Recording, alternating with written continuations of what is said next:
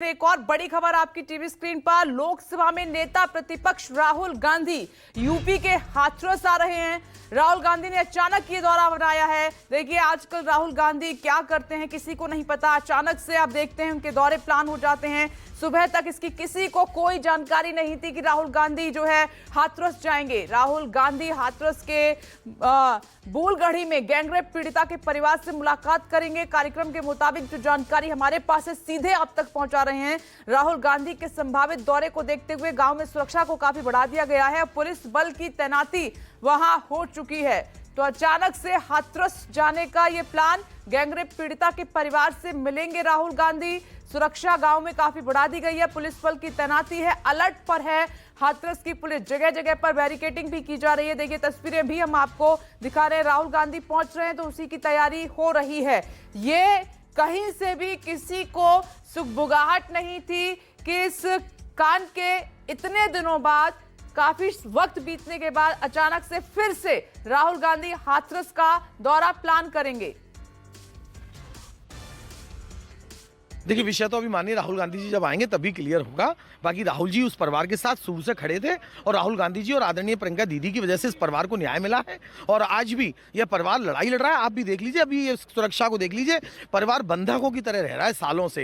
अपना परिवार जब रोजगार जाएगा, ना कोई काम करेगा, तो कैसे वो परिवार का जीवन पोषण कर पाएगा। तो जो भी विषय राहुल जी आएंगे अभी पता लगेगा। बीजेपी सांसद डॉक्टर दिनेश शर्मा हमारे साथ। सर, विपक्ष अड़ा हुआ है और उन्होंने नोटिस दिया है राज्यसभा के सभापति के खिलाफ अविश्वास प्रस्ताव लाने का। नहीं, देखिए माननीय सभापति जी पर जो नोटिस का औचित्य बनता है वो 3-4 कारणों आरोप होते तभी बनता है कि वो अनुशासन विहीन रहे हों। मैं समझता हूँ उनसे ज्यादा अनुशासन प्रिय सभापति कम देखने को मिले हैं। उनका मृदुभाषी यानी उनका शब्दों का चयन भी गलत नहीं हुआ है। उन्होंने विपक्ष को मैं समझता हूँ कि उन्होंने बहुत ज्यादा समय बोलने के लिए दिया है। एक एक व्यक्ति को बोलने का किया है। इसका सीधा संबंध है कि उन्होंने कोई मतभेद भी नहीं किया है, कोई पक्षपात भी नहीं किया है।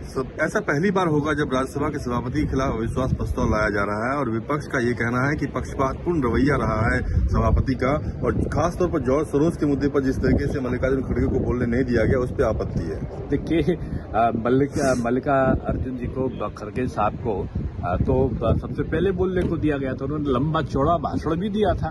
लेकिन राहुल गांधी जी, आप दिग्भ्रमित हैं, आपके अंदर निराशा का भाव है, आप फ्रस्ट्रेशन का शिकार हैं। आपको पता ही नहीं है कि हाथरस में सीबीआई ने जांच कर ली है। कानून के तहत माननीय अदालत में मामला चल रहा है। जबकि आप दूसरी तरफ, कभी हम देखते हैं आप संभल जाना चाहते हैं, कभी अलीगढ़ जाना चाहते हैं। पूरी तरह से आप डिरेल्ड हो चुके हैं। आप उत्तर प्रदेश को अराजकता की आग में, दंगों की आग में झोंकना चाहते हैं, लोगों को भड़काना चाहते हैं।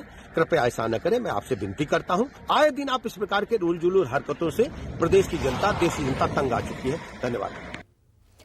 रमन कुमार लगातार हमारे साथ बने हुए हैं। रमन, ये दूर दूर तक प्लान में नहीं था कि राहुल गांधी अचानक से हाथरस जाएंगे, तो ये अचानक से दौरा प्लान हुआ है। कुछ ना कुछ जरूर इसके पीछे मकसद होगा।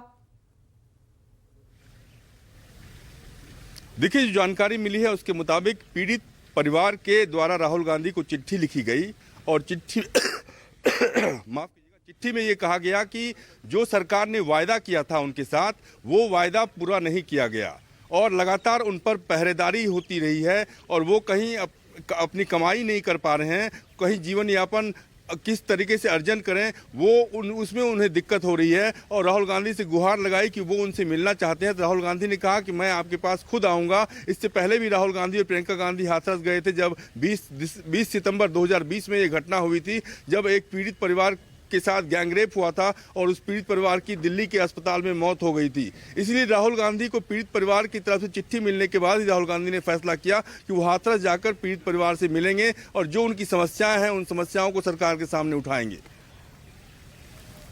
परिवार चिट्ठी लिखता है और अपनी समस्याएं उसमें बताता है और इसको बिल्कुल प्रायोरिटी पर लेते हुए बिना देर किए राहुल गांधी हाथरस जा रहे हैं उस परिवार से मिलने के लिए। क्या मैसेज जाएगा इससे?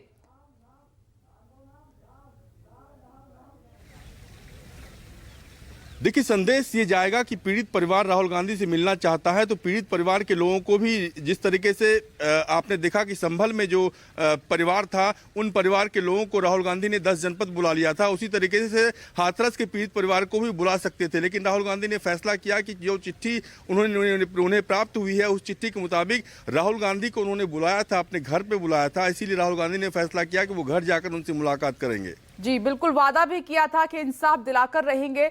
बहुत बहुत शुक्रिया रमन आपका। आगे बढ़ रहे